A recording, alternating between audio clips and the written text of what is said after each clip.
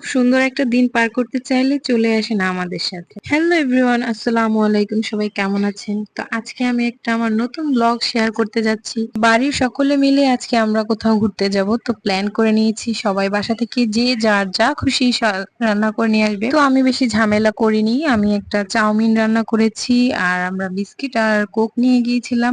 তো একে একে সবাই অনেক কিছু নিয়ে এসেছে। তো আমরা আমাদের গন্তব্যে পৌঁছে গেছি। তো আমরা আগে বিছানাটা রেডি করে নিয়েছি, তারপর এক এক করে সব খাবারগুলো এখানে রেডি করে রাখছি।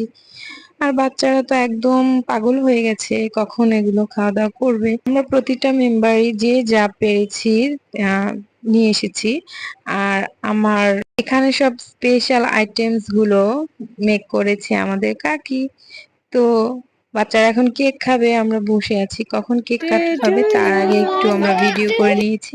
আমার ছেলে তো অধীর আগ্রহে বসে আছে কখন কেক খাবে।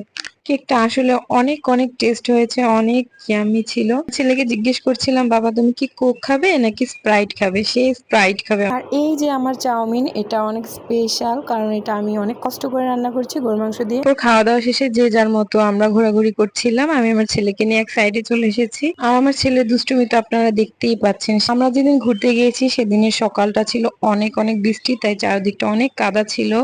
আমরা অনেকক্ষণ খালি পায়ে হেঁটেছি। আর এই পার্কের কথা কি বলবো, এটার ভিউটা অনেক সুন্দর ছিল, অনেক সুন্দর সুন্দর গাছ ছিল এই পার্কে। আমরা প্রত্যেকে আসলে নিজ নিজ জায়গা থেকে অনেক ব্যস্ত থাকি, তো আমার মতো সবাই একটু চেষ্টা করবেন ফ্যামিলি নিয়ে ঘুরতে যাওয়ার।